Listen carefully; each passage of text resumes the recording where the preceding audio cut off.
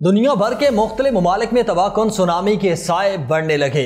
رات کی تاریکی میں بحر الکاہل آپے سے باہر ہو گیا۔ سونامی سے پانی کی دیواریں بن گئیں۔ کون کون سے ساحل اور ملک لپیٹ میں آئیں گے؟ سونامی کے ساتھ زلزلے کی شدت کیا تھی؟ سونامی کی خطرناک لہروں کے بارے میں جیولوجیکل ماہرین کیا کہتے ہیں؟ روس، جاپان، امریکہ، کینیڈا، ایکواڈور، چلی اور جزائر سلیمان میں خطرناک زلزلہ اور سونامی ایک ساتھ، سمندر بفر گیا، خوف کے سائرن بجنے لگے۔ سونامی کی پہلی لہر جاپان اور روس سے ٹکرا گئی اور امریکہ اور ایکواڈور کو بھی خطرہ۔ امریکہ اور کینیڈا کے مغربی ساحلی علاقوں میں سونامی کی ایڈوائزری جاری، لاکھوں افراد کو ہنگامی طور پر انخلاء کی ہدایات جاری کی گئیں۔ روس میں 8.8 شدت کا زلزلہ، سونامی کی لہریں، امریکہ سمیت بحر الکاہل کے ساحلی ممالک میں ہنگامی الرٹس جاری۔ زلزلے کے بعد ہوائی، جاپان، چلی، ایکواڈور، جزائر سلیمان اور امریکہ کے مغربی ساحل سمیت کئی علاقوں میں سونامی کی وارننگز جاری کر دی گئیں۔ روس میں آئے خوفناک زلزلے اور سونامی کی وجہ کیا ہے؟ کیا خطرہ ابھی بھی باقی ہے؟ اس ولاگ میں سونامی اور زلزلے کی تمام اپڈیٹس آپ کے ساتھ شیئر کریں گے۔ آپ دیکھ رہے ہیں 92 نیوز ڈیجیٹل اور میں ہوں آپ کے ساتھ وقاص فاروق۔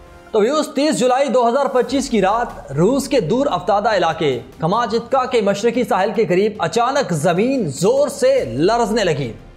ریکٹر سکیل پر 8.8 شدت تھی، یعنی دنیا کے گزشتہ 10 سالوں میں آنے والے طاقتور ترین زلزلوں میں سے ایک۔ سچ تو یہ ہے، یہ جدید ریکارڈز میں چھٹا بڑا زلزلہ تھا، لیکن سوال یہ ہے کہ آخر زمین کو ایسی زوردار جھٹکے کیوں لگے؟ آئیے سمجھتے ہیں زمین کے نیچے کیا ہو رہا ہے۔ یہ سب شروع ہوا کل کماچتکا خندق کے نیچے، جہاں دو بڑی زمینیں پلیٹیں زمین کے نیچے موجود پتھریلے بلاکس آمنے سامنے ہیں۔ ایک ہے پیسیفک پلیٹ اور دوسرا ہے اوخوٹسک پلیٹ، جسے کچھ ماہرین نارتھ امریکن پلیٹ کا حصہ بھی مانتے ہیں۔ اب ہوا یہ کہ ہر سال تقریباً 77 ملی میٹر کی رفتار سے پیسیفک پلیٹ دوسری پلیٹ کے نیچے دھکیلی جا رہی ہے۔ یہ عمل کہلاتا ہے سبڈکشن، یعنی پلیٹ کا دوسرے کے نیچے دبنا، جیسے کوئی لکڑی کی تختی دوسرے کے نیچے کھسک جائے۔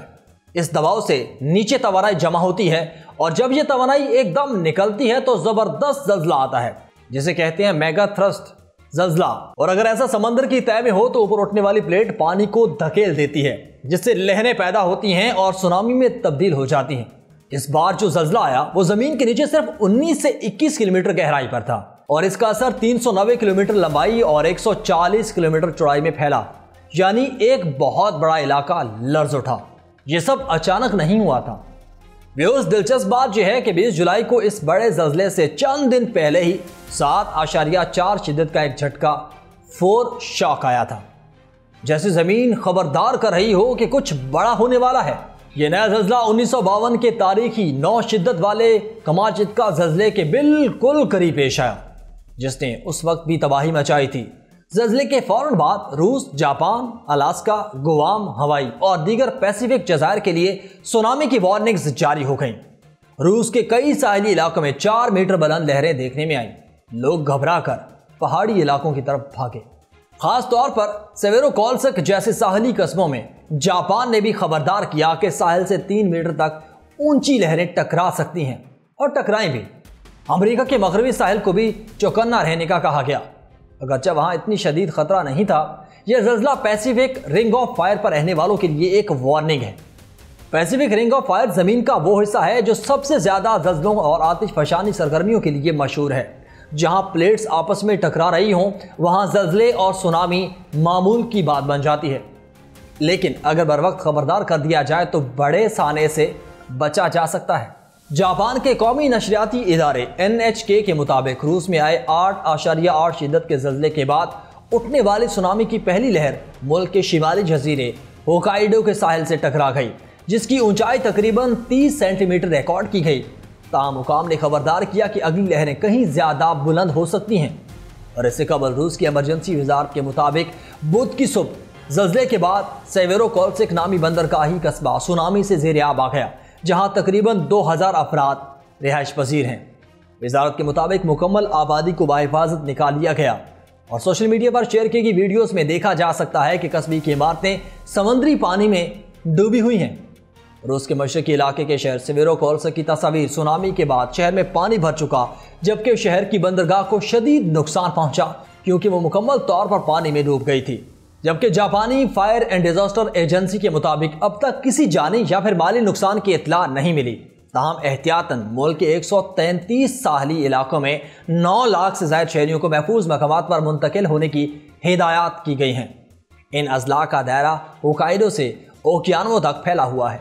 کامچاتکا کے جیو فزیکل سروس کے مطابق روس کے مشرقی ساحل پر آنے والا 8.8 شدت کا زلزلہ اس خطے میں 1952 کے بعد سب سے طاقتور زلزلہ ہے۔ ماہرین کے مطابق زلزلے کے بعد 7.5 شدت تک کے آفٹر شاکس بھی آ سکتے ہیں، اور روس کے اس مشرقی علاقے میں شدید زلزلے کے نتیجے میں عمارتوں کو نقصان پہنچا ہے اور کئی افراد زخمی ہو گئے اور سونامی کی 13 فٹ بلند لہریں اٹھیں۔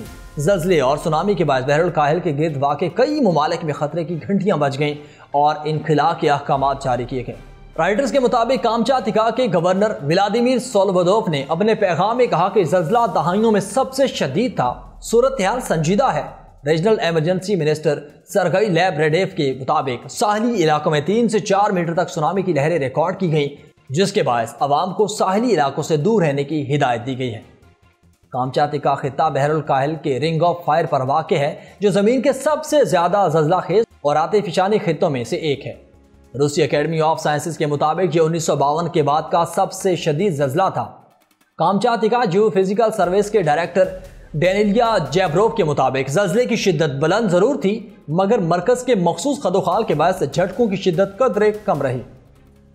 کا کہنا تھا کہ آفٹر شاکس کا سلسلہ جاری رہے گا، مگر مزید بڑے زلزلے کا خطرہ فی الحال نہیں ہے۔ جبکہ امریکی جیولوجیکل سروے کے مطابق زلزلے کی گہرائی صرف 3.19 کلومیٹر تھی اور مرکز پیٹرو پاولوسک کا کامچاتکا شہر سے 119 کلومیٹر جنوب مشرق میں تھا۔ بعد ازاں 6.9 شدت کا ایک آفٹر شاک بھی محسوس کیا گیا۔ زلزلے کے بعد ہوائی، جاپان، چلی، ایکواڈور، جزائر سلیمان اور امریکہ کے مغربی ساحل سمیت کئی علاقوں میں سونامی کی وارننگز جاری کر دی گئیں۔ روسی وزیر صحت اولیگ نے بتایا کہ کئی افراد زلزلے سے زخمی ہوئے اور کچھ لوگ بھاگنے کے دوران گرے۔ ایک شخص کھڑکی سے چھلانگ لگا بیٹھا، جبکہ ایک خاتون نئے ایئرپورٹ ٹرمینل میں زخمی ہوئی، تاہم تمام مریضوں کی حالت تسلی بخش ہے۔ ایمرجنسی سروس کے مطابق سخالین کے قصبے سیویروکولسک میں بندرگاہ اور ایک فش فیکٹری سونامی کی زد میں آ کر جزوی طور پر زیرآب آ گئیں، جبکہ علاقے کو مکمل طور پر خالی کروا دیا گیا۔ ایک کنڈر گارڈن کو بھی نقصان پہنچا، تاہم کوئی ہلاکت رپورٹ نہیں ہوئی۔ طویل روز کے بعد سونامی نے جاپان میں بھی خطرے کی گھنٹیاں بجائی ہیں۔ 2011 کے تباہ کن زلزلے اور سونامی سے سبق لیتے ہوئے جاپان کے محکمہ موسمیات نے ساحلی علاقوں کے لیے فوری انخلاء کا حکم دے دیا۔ جزیرہ اوکاہائیڈو میں شہری چھتوں پر خیمے لگا کر پناہ لیتے دیکھے گئے ہیں، جبکہ ماہی گیر کشتیاں محفوظ مقامات کی طرف نکال کر لے گئے۔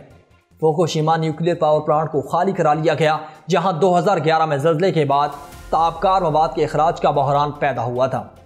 جاپانی حکام کے مطابق اب تک کسی جانی نقصان یا پھر جوہری تنصیبات میں کسی خرابی کی اطلاع نہیں ملی۔